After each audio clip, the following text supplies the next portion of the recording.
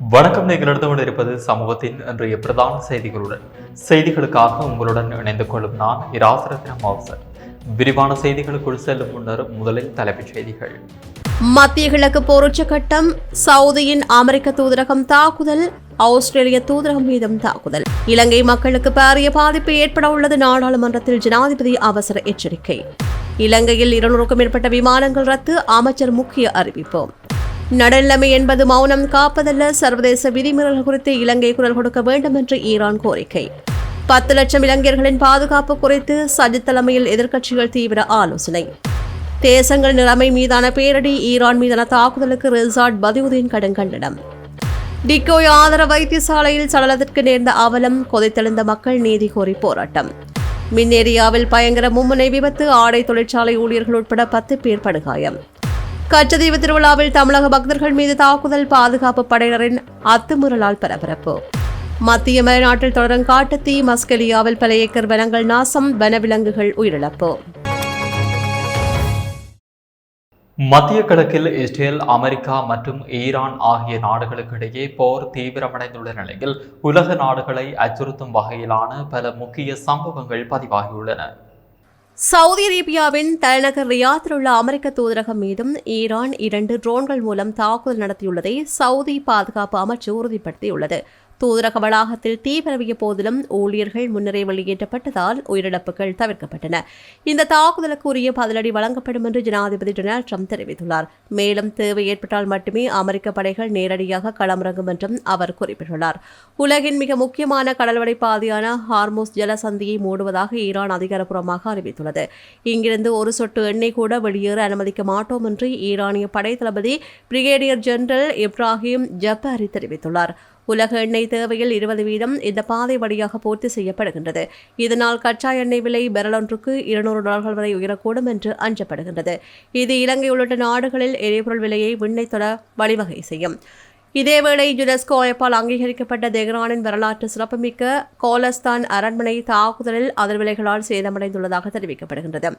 16ஆம் நூற்றாண்டின் கலை பொக்கிஷமான இதன் கண்ணாடி வேலைப்பாடுகள் சிதைந்துள்ளதை அடுத்து யுனெஸ்கோ தனது ஆழ்ந்த கவலையை வெளியிட்டுள்ளது. இதற்கிடையில் இஸ்ரேலிய எல்லை கிராமங்களில் பாதுகாப்பை உறுதி செய்யும் நோக்கில் லெபனானில் மேலதிக மூலோபாய இடங்களை கைப்பற்ற இஸ்ரேலிய படைகளுக்கு பிரதமர் பெஞ்சமின் நெதன்யாகு அனுமதி வழங்கியுள்ளார். ஹிஸ்புல்லா அமைப்பினர் இதற்காக பாரிய விலையை கொடுப்பார்கள் என்று இஸ்ரேல் பாதுகாப்பு அமைச்சர் தெரிவித்துள்ளார். மறுமுனையில் மத்திய கிழக்கிலிருந்து எண்ணெய் மற்றும் எரிவாயு விநியோகம் தடைப்படுவதால் ஐரோப்பிய பிராந்தியத்தில் பணவீக்கம் கடுமையாக அதிகரிக்கும் என்று ஐரோப்பிய மத்திய வங்கி எச்சரிக்கை விடுத்துள்ளது. மோதலின் காலளவு நீடித்தால் ஐரோப்பாவின் உற்பத்தியில் பாரிய வீழ்ச்சி ஏற்படும் என்று பொருளாதார நிபுணர்கள் தெரிவிக்கின்றார்கள். போர் காரணமாக ஈரானில் பல்கலைக்கழகங்கள் மற்றும் பொது நிறுவனங்கள் மூடப்பட்டிருக்கின்றன. அங்குள்ள வெளிநாட்டு மாணவர்கள் நில எல்லைகள் வழியாக வெளியேற ஈரான் அரசு அனுமதி அளித்துள்ளது. வான்வழி மூடப்பட்டுள்ளதால் இந்திய மாணவர்கள் உள்ளிட்டோர் வெளியேறுவதில் கடும் சிக்கல்களையும் எதிர்கொண்டு வருகின்றார்கள். ஐக்கிய அரபு அமீரகத்தில் உள்ள ஆஸ்திரேலிய ராணுவ தளம் மீதும் ஈரானிய ட்ரோன்கள் தாக்குதல் நடத்தியுள்ளதை ஆஸ்திரேலிய பாதுகாப்பு அமைச்சர் உறுதிப்படுத்தியுள்ளார். போர் பதற்றங்களுக்கு மத்தியில் ஈரானின் கெராஷ் பகுதியில் டிக்டர் 4.3 நிலநடுக்கமும் பதிவாகியிருக்கின்றமை குறிப்பிடத்தக்கது. பிடி கேஷ் அண்ட் கரி பிடி சூப்பர் ஸ்டோரின் கல்யாணி அன்னபூரணி பிராண்டில் அன்றாட வாழ்க்கையின் அனைத்து பொருட்களையும் ஒரே இடத்தில் பெற்றுக்கொள்ள பிடி கேஷ் அண்ட் கரி பாரிஸின் லாட்சப்பல். மத்திய கிழக்கு பிராந்தியத்தில் தீவிரமடைந்துள்ள போர் சூழல் காரணமாக இலங்கையின் பொருளாதாரம் மற்றும் மக்களின் இயல்பு வாழ்க்கையில் பாரிய தாக்கங்கள் ஏற்படும் என ஜனாதிபதி அனுரகுமார திசாநாயக்க இன்று பாராளுமன்றத்தில் உத்தியோகபூர்வமாக அறிவித்தார். அரசாங்கத்தின் நிலைப்பாட்டை விளக்கி ஜனாதிபதி ஆற்றிய உரையில் மத்திய கிழக்கு யுத்தம் காரணமாக இலங்கை பல முக்கிய துறைகளில் நெருக்கடியை சந்திக்கக்கூடும் என்று சுட்டிக்காட்டினார். எண்ணெய் மற்றும் எரிவாயு விநியோகத்தில் தடைகள் ஏற்படக்கூடும். சுற்றுலாத்துறை, வெளிநாட்டு பணப்பரிமாற்றம், கப்பல் போக்குவரத்து மற்றும் விமான போக்குவரத்து ஆகிய துறைகள் நேரடியாக பாதிக்கப்படும். வெளிநாடுகளில் உள்ள இலங்கையர்களின் பாதுகாப்பு மற்றும் வாழ்வாதாரம் பெரும் சிக்கலுக்கு உள்ளாகும் என்று தெரிவித்தார். தனி மனிதர்களாகவோ அல்லது தனிமைப்பட்ட ரீதியிலோ இந்த சவாலை எதிர்கொள்ள முடியாது. ஒரு நாடாக இதை சமாளிக்க விசேட திட்டம் ஒன்று வகுக்கப்படும் என்றும் ஜனாதிபதி தெரிவித்தார். கடந்த கால கசப்பான பொருளாதார அனுபவங்களால் மக்கள் அச்சமடைவது இயல்பானது என்று குறிப்பிட்ட அவர், வெறும் வார்த்தைகளால் மட்டுமின்றி நடைமுறை ரீதியாக மக்களின் நெருக்கடிகளை தீர்ப்பதன் மூலம் அரசாங்கம் நம்பிக்கை ஏற்படுத்தும் என்றும் அவர் உறுதியளித்தார். எந்தவொரு போர் மோதலும் எந்தவொரு மக்கள் குழுவிற்கும் சாதகமான நிலையை உருவாக்காது என்று தெரிவித்த ஜனாதிபதி, நவீன ஆயுத தொழில்நுட்பங்கள் நிறைந்த உலகின் போர் என்பது எவ்வளவு அழிவுகரமானது என்பதை அனைவரும் புரிந்து கொள்ள வேண்டும் என்று தெரிவித்தார். அமைதியான உலகிற்காக போருடன் தொடர்புடைய அனைத்து தரப்பினரும் தங்களின் அர்ப்பணிப்பையும் வழிகாட்டலையும் மிக விரைவில் வழங்க வேண்டும் என்றும் அவர் கோரிக்கை விடுத்தார். இதேவேளை நாட்டின் பொது பாதுகாப்பை பேணும் பொருட்டு ஜனாதிபதி அனுரகுமார திசாநாயக்க பிறப்பித்துள்ள விசேட ஆணை குறித்து சபாநாயகர் ஜகத் விக்ரமரட்ன சபையில் அறிவித்தார். பொது பாதுகாப்பு சட்டத்தின் 12வது பிரிவின் கீழ் ஜனாதிபதிக்கு வழங்கப்பட்டுள்ள அதிகாரத்தின் அடிப்படையில் இந்த விசேட வர்த்தமானி வெளியிடப்பட்டுள்ளது. நாட்டின் அமைதி மற்றும் சட்ட ஒழுங்கை பராமரிக்க போலீசாருக்கு ஒத்துழைப்பு வழங்கும் வகையில் இராணுவம், கடற்படை மற்றும் விமானப்படையினர் நாடு தழுவிய ரீதியில் பாதுகாப்பு பணிகளில் ஈடுபடுத்தப்பட உள்ளார்கள். மத்திய கிழக்கின் நிச்சயமற்ற போர் நிலைமைகளால் ஏற்படுகின்ற சவால்களை வெற்றி கொள்ள தனது அரசாங்கம் அர்ப்பணிப்புடன் செயற்படும் என்றும் ஜனாதிபதி தனது உரையில் மீண்டும் வலியுறுத்தினார். மத்திய கிழக்கில் நிலைபெறும் போர்ச்சூழல் காரணமாக இலங்கை சிவில் விமான போக்குவரத்து துறையில் ஏற்பட்டுள்ள பாதிப்புகள் மற்றும் மேற்கொள்ளப்பட்டுள்ள அவசர நடவடிக்கைகள் குறித்து துறைமுகங்கள் மற்றும் சிவில் விமான போக்குவரத்து அமைச்சர் அருண கருணாதிலக இன்று விசேட விளக்கம் அளித்துள்ளார். அந்த பிராந்தியத்தில் நிலவுகின்ற பாதுகாப்பற்ற சூழலால் விமான சேவைகள் கடுமையாக பாதிக்கப்பட்டன.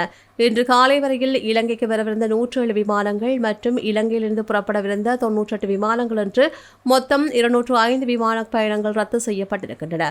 ஓமான், சவுதி அரேபியா வான்பிறப்புகள் திறக்கப்பட்டிருந்தாலும் இயல்பு நிலை திரும்பவில்லை. அபுதாபி, சார்ஜா மற்றும் துபாய் வான்பிறப்புகள் குறிப்பிட்ட நேரங்களில் விசேட விமானங்களுக்கு மட்டும் அனுமதிக்கப்படுகின்றன. பாதிக்கப்பட்ட பயணிகளுக்கு நிவாரணம் வழங்கும் வகையில் சில முக்கிய முடிவுகளும் எடுக்கப்பட்டிருக்கின்றன. ரத்து செய்யப்பட்ட பயணங்களுக்கான முழு தொகையையும் எந்தவிதமான பிடித்தமும் இன்றி பயணிகள் மீள பெற்றுக் கொள்ளலாம். பயணங்களை மீண்டும் திட்டமிடும் போது மேலதிக கட்டணங்கள் எதுவும் வசூலிக்கப்பட மாட்டாது. வெளிநாடுகளில் சிக்கியுள்ள இலங்கையர்களின் விசா காலத்தை மேலும் 2 வாரங்களுக்கு நீடிக்க வெளிவிவகார அமைச்சு மற்றும் குடியுறவு திணைக்களம் நடவடிக்கை எடுத்துள்ளது. வெளிநாடுகளில் தங்கியுள்ள இலங்கையர்களை தாயகம் அழைத்து வர அந்த நாட்டு இலங்கை தூதரகங்கள் மூலம் வசதிகள் செய்யப்படும். ஐரோப்பிய நாடுகளுக்கான விமான சேவைகள் குறித்து கருத்து தெரிவித்த அமைச்சர், லண்டன், பிராங்க்போர்ட் மற்றும் பாரிஸ் போன்ற நாடுகளுக்கான ஸ்ரீலங்கன் ஏர்லைன்ஸ் விமானங்கள் மத்திய கிழக்கை தவிர்த்து மாற்று வழிகளில் இயக்கப்படுகின்றன. இதனால் பயண நேரம் சுமார் 1 மணித்தியாலம் அதிகரித்துள்ளது. மேலதிக எரிபொருட்கள் தேவைப்படுவதால் விமானங்களில் சரக்கு கொள்ளளவில் சில கட்டுப்பாடுகள் விதிக்கப்பட்டுள்ளன. இலங்கையில் விமானங்களுக்கு தேவையான எரிபொருள் தட்டுப்பாடு இன்றியுள்ளது. அடுத்த 50 நாட்களுக்கு தேவையான கையிருப்பு உள்ளதாகவும் எரிசக்தி கூட்டுத்தாபனம் உறுதிப்படுத்தியுள்ளது. மத்திய கிழக்கு நிலைமை சீராகும் வரையில் பண்டாரநாயக்கா மற்றும் மத்தள விமான நிலையங்கள் ஊடாக சேவைகளை தடையின்றி முன்னெடுக்க அரசாங்கம் அர்ப்பணிப்புடன் செயற்பட்டு வருவதாக அவர் தெரிவித்தார். மத்திய கிழக்கில் தீவிரமடைந்து வரும் போர்ச்சூழல் மற்றும் சர்வதேச சட்ட மீறல்கள் குறித்து இலங்கை தனது நிலைப்பாட்டை தெளிவாக வெளிப்படுத்த வேண்டும் என இலங்கைக்கான ஈரானிய தூதுவர் அலிரேசா டெல்ஹோஷ் கோரிக்கை விடுத்துள்ளார். ஆங்கில நாளிதழ் ஒன்றுக்கு வழங்கிய விசேட நேர்காணலையே அவர் இதனை தெரிவித்தார். அவரது உரையில் மேலும் தெரிவிக்கையில், இலங்கையின் நீண்டகால அணிசேரா வெளியுறவுக் கொள்கை குறித்து கருத்து வெளியிட்ட தூதுவர், இலங்கை ஒரு நடுநிலையான நாடு என்பதில் மாற்று கருத்து இல்லை. ஆனால் நடுநிலைமை என்பது மௌனம் காப்பது என்று அர்த்தமல்ல. பொதுமக்களின் உயிரிழப்புகள் மற்றும் சர்வதேச விதிமுறைகள் நடக்கும் போது ஒரு நாடு அமைதியாக இருப்பது முறையல்ல என்று சுட்டிக்காட்டினார். பிஞ்சு குழந்தைகள் கொல்லப்படும் போது ஒரு நாடு அமைதியாக இருக்கக்கூடாது. போரிடும் தரப்புகளுக்கிடையே அணி சேராமல் இருப்பதே நடுநிலைமை. ஆனால் சர்வதேச சட்டங்கள் மீறப்படும் போது அதற்கு அலட்சியமாக இருக்கக்கூடாது என்று தெரிவித்தார். ஈரானின் பொதுமக்கள், தனிப்பட்ட சொத்துக்கள் மற்றும் உட்கட்டமைப்புகள் மீது அமெரிக்கா மற்றும் இஸ்ரேல் ஆகிய நாடுகள் தாக்குதல் நடத்துவதாக அவர் இதன்போது குற்றம் சாட்டினார். காசாவில் இடம்பெறும் பொதுமக்கள் உயிரிழப்புகளை உதாரணம் காட்டிய அவர், ஒரு படுகொலையை பார்க்கும்போது நடுநிலைமை என்ற பெயரில் அமைதி காப்பது ராஜேந்திர ரீதியாக சரியானது அல்ல என்று தெரிவித்தார். பாரம்பரியமாக மேற்கத்திய நாடுகளுடன் மத்திய கிழக்கு நாடுகளுடன் சமமான ராஜேந்திர உறவுகளை பேணி வரும் இலங்கை தற்போது ஒரு இக்கட்டான சூழலில் உள்ளது. எனினும் பிராந்தியத்தின் பொருளாதாரம் மற்றும் வலுசக்தி பாதுகாப்பில் நேரடி தாக்கத்தை ஏற்படுத்தக்கூடிய இந்த பதட்டமான சூழலில் சர்வதேச விதிகளின் பக்கம் இலங்கை நிற்க வேண்டும் என்று ஈரானிய தூதுவர் வேண்டுகோள் விடுத்துள்ளார். இலங்கையின் வெளியுறவுக் கொள்கை மற்றும் சர்வதேச விவகாரங்களில் அதன் தார்மீக பொறுப்பு குறித்து ஈரானிய தூதுவர் விடுத்துள்ள இந்த தூண்டுதல் ராஜேந்திர வட்டாரங்களில் முக்கியத்துவம் பெற்றுள்ளது. மத்திய கிழக்கில் தீவிரமடைந்துள்ள போர் சூழலால் அங்குள்ள 10 லட்சத்திற்கும் அதிகமான இலங்கை தொழிலாளர்களின் பாதுகாப்பு மற்றும் இலங்கையின் பொருளாதாரத்திற்கு ஏற்படவுள்ள சவால்கள் குறித்து ஆராயும் விசேட கூட்டம் இன்று நடைபெற்றது.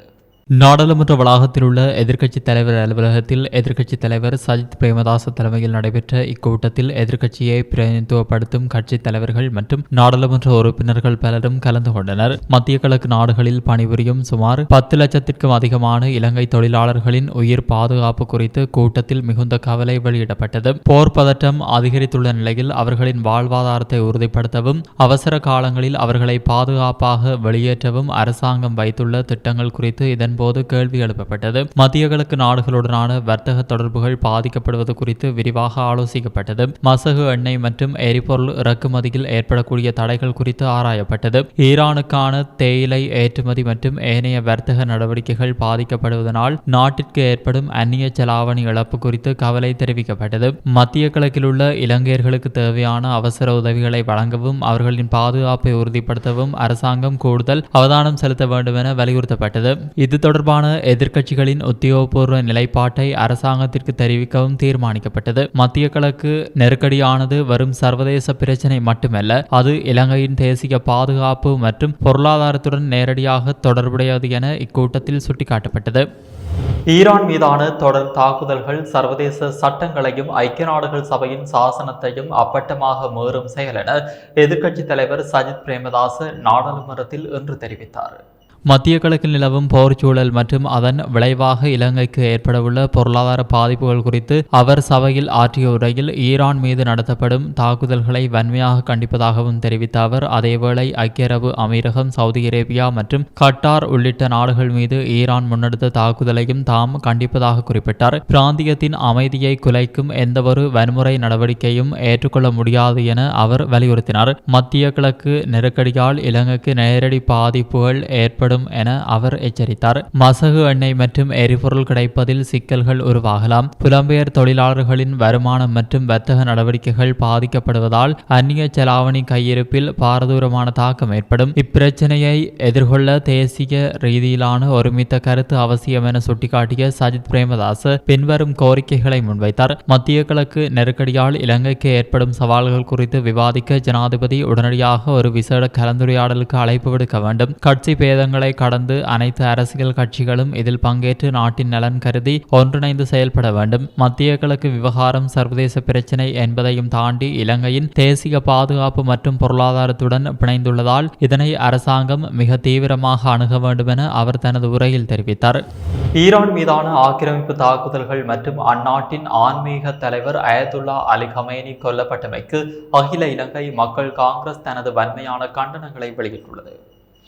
இது தொடர்பாக அக்கட்சியின் தலைவரும் நாடாளுமன்ற உறுப்பினருமான ரிஷாத் பதியுதீன் விடுத்துள்ள உத்தியோகபூர்வ அறிக்கையில் முக்கிய அம்சங்கள் வருமாறு: அயதுல்லா அலி கமேனி கொல்லப்பட்ட செய்தி ஆழ்ந்த அதிர்ச்சி அளிப்பதாக தெரிவித்துள்ள ரிஷாத் பதியுதீன், இது ஒரு தனிப்பட்ட தலைவரின் மரணம் மட்டுமல்ல, ஒரு தேசத்தின் இறைமை மற்றும் ஆழ்புல ஒருமைப்பாட்டின் மீது நடத்தப்பட்ட நேரடி தாக்குதல் என குறிப்பிட்டுள்ளார். சர்வதேச சட்டங்களையும் ஒழுங்கு விதிகளையும் மீறி இந்த செயல் அரங்கேற்றப்பட்டுள்ளதாக அவர் சுட்டிக்காட்டினார். இஸ்ரேலின் தாக்குதல்கள் தீவிரமடைந்துள்ள நிலையில் மத்திய கிழக்கு பிராந்தியம் பாரிய ஸ்திரத்தன்மையை எதிர்நோக்கியுள்ளதாக அவர் கவலை வெளியிட்டார். சுதந்திர தேசங்களை இல்லாதொழிப்பதற்கான அப்பட்டமான அத்துமீறலே இவை. இந்த அராஜகங்களை நீதியின் முன் ஒருபோதும் நியாயப்படுத்த முடியாது என அவர் அந்த அறிக்கையில் தெரிவித்துள்ளார். ஆதரவு என்ற போர்வையில் நாடுகளின் உரிமைகளை களவாடும் கபட அரசியலுக்கு மத்திய கிழக்கு நாடுகள் மண்டியிடக்கூடாது என அவர் வலியுறுத்தியுள்ளார். இறைமை அடிமைப்படுத்தப்படுவதை ஜனநாயகம் ஒருபோதும் ஏற்காது என்பதையும் அவர் கோடிட்டு காட்டினார். வன்முறைகள் மற்றும் படுகொலைகள் மூலம் ஒருபோதும் நீதியையோ அல்லது நிலையான சமாதானத்தையோ அடைந்துவிட முடியாது என தெரிவித்துள்ள மக்கள் காங்கிரஸ் தலைவர் பின்வரும் விடயங்களை வலியுறுத்தியுள்ளார். மத்திய கிழக்கில் நிலவும் மோதல்களை பேச்சுவார்த்தைகள் ஊடாக மட்டுமே தீர்க்க வைக்க முடியாது. ஈரானின் ஆழ்புல ஒருமைப்பாட்டிற்கு அகில இலங்கை மக்கள் காங்கிரஸ் தனது பூரண ஆதரவையும் ஒத்துழைப்பையும் வழங்கும். மத்திய கிழக்கின் தற்போதைய பதற்றமான சூழல் உலகளாவிய ரீதியில் அமைதிக்கு அச்சுறுத்தலாக அமைந்துள்ளதாக அந்த அறிக்கையில் மேலும் தெரிவிக்கப்பட்டுள்ளது. இதேவேளை ஈரான் மீதான தாக்குதல் மற்றும் அந்நாட்டின் ஆன்மீக தலைவர் படுகொலை செய்யப்பட்டமை தொடர்பில் இலங்கை அரசாங்கம் மௌனம் காக்கின்றமையை ஏற்றுக்கொள்ள முடியாது என நாடாளுமன்ற உரையில் இன்றைய தினம் முஜிபுர் ரஹ்மான் எம்பி தெரிவித்துள்ளார். ஈரான் மீதான தாக்குதல் மற்றும் அந்நாட்டு தலைவரின் படுகொலைக்கு எதிராக அரசாங்கம் ஒரு கண்டன தீர்மானத்தை கூட நாடாளுமன்றத்தில் முன்வைக்கவில்லை. ஜனாதிபதி இது குறித்து நேரடியாக பேசாமல் அமைச்சர்கள் கூற வேண்டிய விடயங்களையே நாடாளுமன்றத்தில் உரையாற்றுகிறார். முன்னைய காலங்களில் அமெரிக்கா மற்றும் இஸ்ரேலின் செயல்பாடுகளுக்கு எதிராக குரல் கொடுத்தவர்கள் தற்போது ஆட்சியில் இருக்கும்போது மௌனமாக இருப்பது அவர்களின் சந்தர்ப்பவாத அரசியலை காட்டுகிறது. தற்போதைய அரசாங்கம் சர்வதேச அழுத்தங்களுக்கு பணிந்துவிட்டது. ஈரான் விவகாரத்தில் சர்வதேச நாடுகள் பலவும் கண்டனங்களை வெளியிட்டு வரும் நிலையில் இலங்கையின் தற்போதைய மௌனம் அந்நாட்டின் நீண்டகால வெளிநாட்டு கொள்கைக்கு முரணானது. டிக்கோயா கிழங்கன் ஆதார வைத்தியசாலையில் வைக்கப்பட்டிருந்த பெண்ணின் சடலம் பாலியல் வன்புணர்வுக்கு உட்படுத்தப்பட்டதாக கூறப்படும் சம்பவம் மலையகத்தில் பெரும் கொந்தளிப்பை ஏற்படுத்தியுள்ளது. கடந்த 24ஆம் திகதி தற்கொலை செய்து கொண்ட ஹட்டன் எபோட்சிலி தோட்டத்தை சேர்ந்த பெண்ணொருவரின் சடலம் பிரேத பரிசோதனைக்காக டிக்கோயா கிழங்கன் ஆதார வைத்தியசாலையில் வைக்கப்பட்டிருந்தது. இதன்போது அந்த பெண்ணின் சடலம் பாலியல் வன்புணர்வுக்கு உட்படுத்தப்பட்டதாக தெரிய வந்துள்ளது. சம்பவம் குறித்து பாதிக்கப்பட்ட தரப்பினர் இலங்கை தொழிலாளர் காங்கிரசின் உதவி தலைவர் கணபதி கனகராஜ் அவர்களின் கவனத்திற்கு கொண்டு சென்றனர். இதனைத் தொடர்ந்து கடந்த 25ஆம் திகதி அவர் கிழங்கன் ஆதார வைத்தியசாலையின் பொறுப்பதிகாரியிடம் இது குறித்து முறைப்பாடு செய்துள்ளார். இருப்பினும் புகார் அளிக்கப்பட்டு 8 நாட்களாகியும் அவ்விதமான சட்ட நடவடிக்கைகளும் எடுக்கப்படவில்லை என மக்கள் குற்றம் சாட்டுகின்றனர். வைத்தியசாலை நிர்வாகத்தின் மெத்தன போக்கை கண்டித்து இன்று மதியம் எபோட்சிலி தோட்ட மக்கள் மற்றும் உறவினர்கள் டிக்கோயா ஆதார வைத்தியசாலைக்கு முன்பாக ஒன்று கூடி பாரிய போராட்டத்தை முன்னெடுத்தனர். சவக்கிடங்கில் அந்த பெண்ணின் உடலுக்கு என்ன நடந்தது என்பது குறித்த விரிவான விளக்கம் அளிக்கப்பட வேண்டும். இந்த சம்பவத்துடன் தொடர்புடையதாக கருதப்படும் 3 நபர்களையும் உடனடியாக கைது செய்து சட்டத்தின் முன் நிறுத்த வேண்டும் என கோரிக்கை விடுத்தனர். இன்றைய போராட்டத்தின் போது வைத்தியசாலை தரப்பில் உரிய பதில் கிடைக்காததால் மக்கள் தற்காலிகமாக கலைந்து சென்றனர். எனினும் நாளை காலை 8 மணிக்குள் உரிய நடவடிக்கை எடுக்கப்படாவிட்டால் மீண்டும் பாரிய அளவிலான போராட்டத்தை முன்னெடுப்போம் என பொதுமக்கள் மற்றும் தொழிற்சங்க பிரதிநிதிகள் எச்சரிக்கை விடுத்துள்ளனர். இந்த விவகாரம் தோட்ட தொழிலாளர்கள் மற்றும் பொதுமக்களிடையே பெரும் அச்சத்தை ஏற்படுத்தியுள்ளது. ஹவரணை பொலனறுவை பிரதான வீதியின் மின்னேரியா பகுதியில் இன்று காலை இடம்பெற்ற கோர விபத்தில் ஆடை தொழிற்சாலை ஊழியர்கள் உள்ளிட்ட 10 பேர் படுகாயமடைந்துள்ளதாக போலீசார் தெரிவித்தனர். ஆடை தொழிற்சாலை ஊழியர்களை ஏற்றிச் சென்ற பேருந்து ஒன்று மற்றொரு பேருந்துடன் அதே வேளையில் நெல் அறுவடை இயந்திரத்தை ஏற்றிச் சென்ற உழவு இயந்திரத்துடனும் மோதியுள்ளது. இந்த மும்முனை மோதலினால் வாகனங்கள் கடுமையாக சேதமடைந்துள்ளன. பேருந்துகளில் பயணித்த 7 பேர் உட்பட மொத்தம் 10 பேர் இந்த விபத்தில் படுகாயமடைந்துள்ளனர். காயமடைந்தவர்கள் உடனடியாக மீட்கப்பட்டு ஹவரணை மற்றும் பொலனறுவை வைத்தியசாலைகளில் அனுமதிக்கப்பட்டனர். காயமடைந்தவர்களில் ஒருவரது நிலைமை மிகவும் கவலைக்கிடமாக இருந்தமையினால் அவர் மேலதிக அவசர சிகிச்சைக்காக தம்புள்ளை வைத்தியசாலைக்கு மாற்றப்பட்டுள்ளார். இந்த விபத்து காரணமாக ஹவரணை பொலனறுவை வீதியுடனான போக்குவரத்து சில மணி நேரம் ஸ்தம்பித்தது. சம்பவ இடத்திற்கு விரைந்த போலீசார் விபத்துக்குள்ளான வாகனங்களை அகற்றி நிலைமையை கட்டிற்குள் கொண்டு வந்தனர். தற்போது அவ்வீதியுடனான போக்குவரத்து வழமைக்கு திரும்பியுள்ளது. விபத்துக்கான காரணம் கவனக்குறைவா அல்லது அதிவேகமா என்பது குறித்து மின்னேரியா போலீசார் மேலதிக விசாரணைகளை மேற்கொண்டு வருகின்றனர். கச்சதீவு அந்தோணியார் கோவில் திருவிழாவில் பங்கேற்ற தமிழக இளைஞர்களை இலங்கை கடற்படையினர் தாக்கியதாகவும் நிர்வாக குளறுபடிகளால் நூற்றுக்கணக்கான பக்தர்கள் மூச்சு திணறலுக்கு ஆளானதாகவும் எழுந்துள்ள குற்றச்சாட்டு பெரும் பரபரப்பை ஏற்படுத்தியுள்ளது. இந்த விவகாரம் குறித்து கச்சதீவு பாரம்பரிய திருப்பயண குழு ஒருங்கிணைப்பாளர் நல்லதம்பி வெளியிட்டுள்ள முக்கிய தகவலில் திருவிழாவிற்கு சென்ற தமிழக பக்தர்கள் கச்சதீவுக்குள் நுழையும் போதே இலங்கை கடற்படை மற்றும் போலீசார் வரம்பு மீறி நடந்து கொண்டதாக தெரிகிறது. குறிப்பாக அங்கிருந்த இளம் கடற்படை அதிகாரி ஒருவர் தமிழக இளைஞர்களுடன் தேவையற்ற மோதலில் ஈடுபட்டதாகவும் ஒரு கட்டத்தில் இளைஞர்களை தாக்கியதாகவும் குற்றம் சாட்டப்பட்டுள்ளது. வெப்பம் மற்றும் கூட்ட நெரிசலால் மயக்கப்படைந்த பக்தர்களை கடற்கரையில் அமர அனுமதிக்குமாறு இளைஞர்கள் கோரிக்கை விடுத்த போது கடற்படை அதிகாரி ஒருவர் தாக்குதலில் ஈடுபட்டார். பின்னர் உயர் அதிகாரி ஒருவர் தலையிட்டு நிலைமையை சீர் செய்தார் என நல்லதம்பி தெரிவித்துள்ளார். திருவிழா முடிந்து திரும்பும் போது நிலவிய கடுமையான கட்டுப்பாடுகள் பக்தர்களை பெரும் அவதிக்குள்ளாக்கியுள்ளன. அதிகாரிகள் மற்றும் சிறப்பு விருந்தினர்கள் அனைவரும் புறப்படும் வரை சுமார் 12,000க்கும் மேற்பட்ட பக்தர்கள் 10 முதல் 12 மணி நேரம் சுட்டெரிக்கும் வெயிலில் தடுத்து வைக்கப்பட்டனர். போதிய இடவசதி மற்றும் காற்றோட்டம் இல்லாத காரணத்தால் 100க்கும் மேற்பட்ட பக்தர்களுக்கு மூச்சு திணறல் ஏற்பட்டது. நல்வாய்ப்பாக உயிரிழப்புகள் எதுவும் நிகழவில்லை. பக்தர்கள் வந்து செல்ல வரும் 4 வழிகள் மட்டுமே இருந்ததால் கடும் நெரிசல் ஏற்பட்டது. இந்த நிர்வாக சிக்கல்களை களைய இந்திய மற்றும் இலங்கை அரசுகள் உரிய நடவடிக்கை எடுக்க வேண்டும் என ஒருங்கிணைப்பாளர் வலியுறுத்தினார். இந்த சம்பவம் தமிழக மீனவர்கள் மற்றும் பக்தர்களிடையே அதிருப்தியை ஏற்படுத்தியுள்ளது. அடுத்த ஆண்டு இவ்வாறான அசம்பாவிதங்கள் தவிர்க்கப்பட வேண்டும் என்பதை அனைவரின் கோரிக்கையாக உள்ளது. நுவர்லியா மாவட்டத்தில் நிலவி வரும் கடும் வெப்பத்துடனான வானிலையை சாதகமாக பயன்படுத்தி மஸ்கலியா பகுதிகளில் மர்ம நபர்களால் வைக்கப்படும் தீயினால் இயற்கை வளங்கள் கடுமையாக பாதிக்கப்பட்டுள்ளன.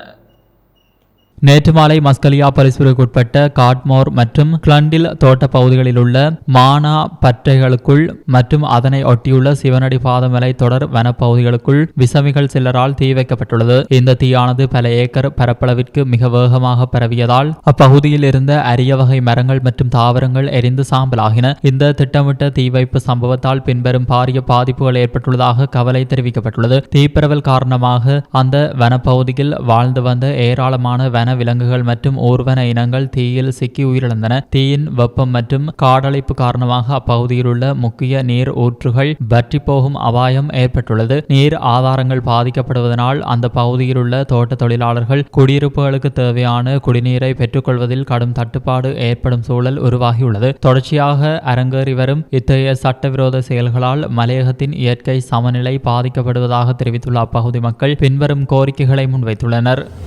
இத்துடன் சமூகத்தின் பிரதான செய்திகள் நிறைவடைகின்றன. தொடர்ந்தும் சமூகத்துடன் இணைந்திருங்கள். நன்றி, வணக்கம்.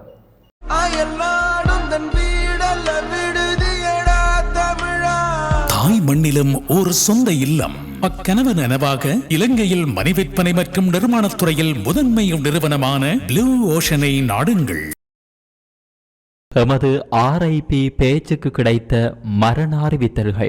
மன்னார் வங்காளி 10ஆம் வட்டாரத்தை பிறப்பிடமாகவும் வதிவிடமாகவும் கொண்டிருந்த திரு Benedict John Kennedy Susai Sudhakar அவர்கள் 2/3/2026 திங்கட்கிழமை அன்று காலமானார். யாழ்ப்பாணம் மயிலணியை பிறப்பிடமாகவும் இளவாலை வசந்தபுரத்தை வதிவிடமாகவும் கொண்டிருந்த திரு முருகன் சுந்தரமூர்த்தி அவர்கள் 2/3/2026 திங்கட்கிழமை அன்று காலமானார். யாழ்ப்பாணம் உரும்பராயை பிறப்பிடமாகவும் ஆஸ்திரேலியாவை வதிவிடமாகவும் கொண்டிருந்த திரு வினோதன் சரச்சந்திரன் அவர்கள் 2/3/2026 திங்கட்கிழமை அன்று காலமானார். யாழ்ப்பாணம் வேலடை மேற்கை பிறப்பிடமாகவும் வதிவிடமாகவும் கொண்டிருந்த திரு கணபதி பிள்ளை பாலசுப்பிரமணியம் தவம் அவர்கள் 3/3/2026 செவ்வாய்க்கிழமை அன்று காலமானார்.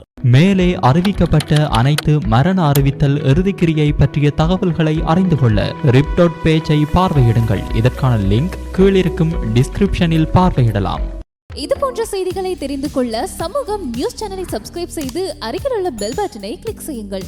மேலும் இது போன்ற செய்திகளை உடனுக்குடன் தெரிந்து கொள்ள சமூகமீடியா.com என்ற இணையதளத்தின் வாயிலாகவும் எங்களுடன் இணைந்திருங்கள்.